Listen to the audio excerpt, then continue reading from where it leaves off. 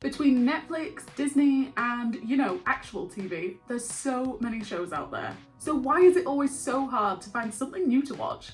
Well, I can't answer that, but put your Stranger Things rewatch on hold and let me help you find your next perfect match.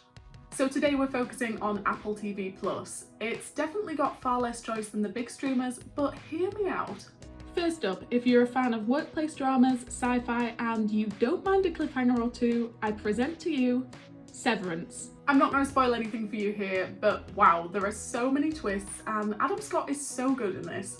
Okay, next, if you're into book adaptations, moody gothic dramas, and a healthy dose of mythology, I've got just the thing for you. Introducing the Essex Serpent. Also, Tom Hiddleston's vicar kinda gives Fleabag hot priest vibes, so there's that to consider too. And finally, if you're a Black Mirror fan who loves big name casts and anthology shows, you're going to want to check out Extrapolations.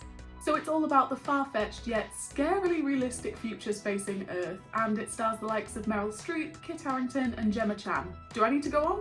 Which streaming service would you like us to play matchmaker for next? Let us know in the comments.